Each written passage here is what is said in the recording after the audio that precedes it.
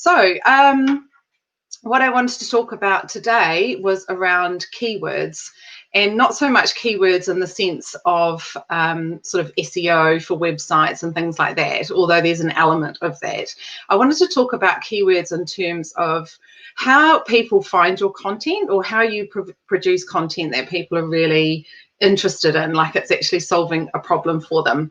You know, a lot of keyword work just comes down to common sense. So you could be thinking about what your customers ask already and creating content around that, or just really what you think people would be looking for in your industry, or for your product, or for your service. When you're searching for keywords as well, what I like to describe is it's about building a bridge. That's what we're trying to do. So you have your amazing product or service, which you know is amazing. You know, you're very passionate about it. You know what goes on behind the scenes. So you know, say, the systems that you have, or you know the amazing benefit people get out of your product. But then you've got customers on the other side who don't know about you, or they might know about you, but they don't really know what you do exactly. And they're searching, like people are searching on the internet because they've got problems and they're trying to find a solution. So what we need to do is create a bridge with words, with your content. So, and it can be any sort of content. So it could be stuff that you're putting out on your social media channels. It could be content that you want to write in a weekly newsletter. It can of course be website and your blog, and obviously optimizing things for SEO. It could be, I said newsletter, haven't I? If you're wanting to create some sort of lead magnet as well, that people can download from your website in return for their email address. So keywords are so important in creating content. So I wanted to run through the really simple ones, without being an SEO master, of how you can really get inside your customer's head and, you know, find out what kind of questions they're asking and create content that answers those questions for them. And again, just building that bridge between the customer who's got a problem and you that have got an awesome solution for them. Okay, so I've also got a blog post that goes into this a little bit as well. My most recent blog post has got some ideas as well, but I'm just using these banners so that you can easily figure out what I'm talking about or refer back to it. So the first one that we're going to do, I'm going to share my screen. I'm going to use an imaginary company, and well, it's sort of not imaginary. In the UK, I had a little business on the side where I taught people how to sew using vintage fabrics and vintage sewing machines. So it was pretty cool, and I'm going to use that as an example. So a lot of people wanted to know how to make cushions. So the first thing with Google autocomplete, I will show you how you can start getting some of those longer tail keywords. So how to make a cushion. That would help if you can spell. So how to make a cushion. Now, how to make a cushion is a really broad search term, but when you can see on the autocomplete, it's giving you more detailed ideas. So if you had a business where you were teaching people how to make cushions, you could do a blog post on how to make a cushion without a zip, how to make a cushion for a bench, it's a popular one, how to make a cushion cover with piping. So you could get a lot more specific. So when you're more specific and you are more targeted about the problem that they have exactly, then you get more people engaging in your content. So if we go how to make a cushion, I'll just choose this one.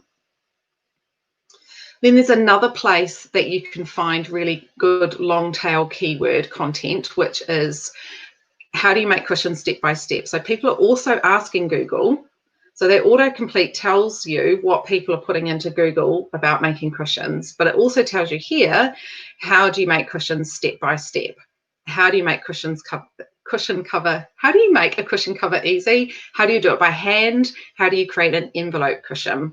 So they're much more specific. So you could create content. So just picture your own business and, you know, what people would be searching for, and just type it in, and that will give you, like, we've got probably 5 or 6 different blog topics there, or a video, like you could do a Facebook Live about it. You could put something in a newsletter. So already you've got a lot of content there. Quora, so this is where you type in, it often pops up in searches anyway, but this is where you can type in questions as well. And a cushion. So already it's going to auto-populate some. So how can you make a cushion from scratch? How can you make a cushion without a zip? How do you make a cushion without a sewing machine? So there's already lots of things going in here. But another great way that you can use this as well is in people's replies as well. So if we click on how to make a cushion from scratch, and then people respond in Quora. So people ask a question, but then people reply.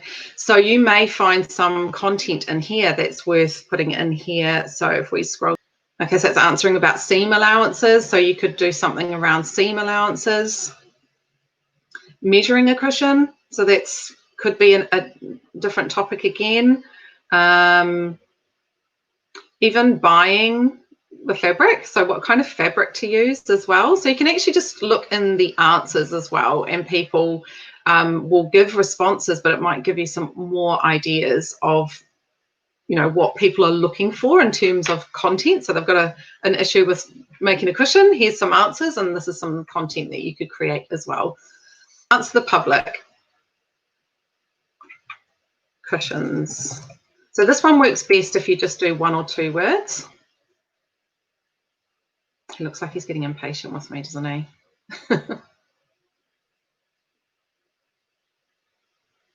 And you can just type in your keyword, and it will just take maybe about 30 seconds just to come up with some questions. So you won't be able to see this, but have a go yourself. So it tells you what people are looking for on the internet. So are cushions and pillows the same thing?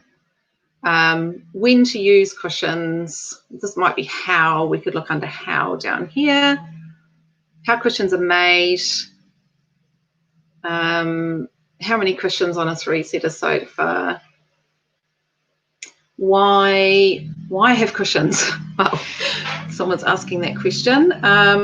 So yeah, you can have a look through there and look around, and you can get some of a feel for what people are asking the internet around your chosen topic. So my thing for this is that groups are different to pages, and that they're often a community where people are searching for answers to things, and that's, you know, that support group. So say this is ManyChat, which is the chatbot platform that I use.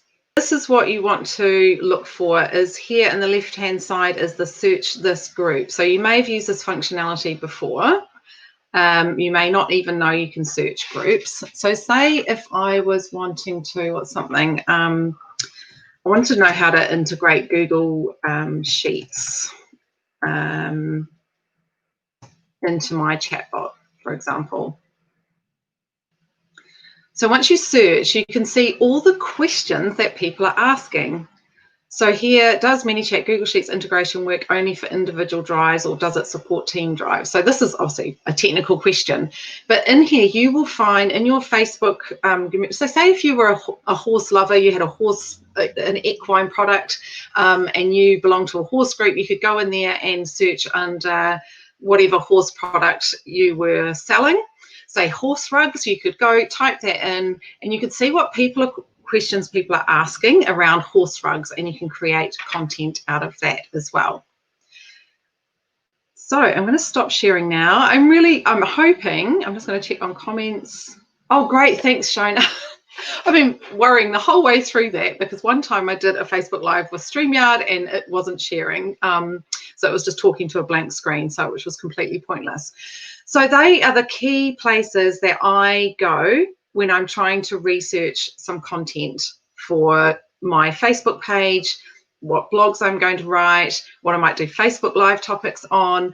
So next week, so hopefully you found that really valuable, and I want you to go away and have a go on all of those. And if I'm going to set some homework, don't worry, I won't be doing this every week, but what you could do is write in 2 columns questions that people are asking generically, and this is where you'll find that in Quora, on Google search. Just write down all the questions that people are asking. Then you could also write questions that people ask specifically about your product or service as well. And all of a sudden you will have like 3 months worth of content that you could create. And what we're going to do next week is I'm going to go into that in a little bit more detail and figure out how you can plan things annually, how you can plan things quarterly and monthly as well, by using all of those questions that people are asking. And then the following week, we're going to talk about how you can turn some of that content into a variety of different things, and how you can just make all of your content planning on social media or your blog really super simple. So hopefully that was helpful. That went on much longer than I was anticipating. I'll be a bit slicker next week, but yeah, tune in every Thursday at 2 o'clock. Okay, right. Thanks for joining, Shona, and thanks for watching on the replay. Bye.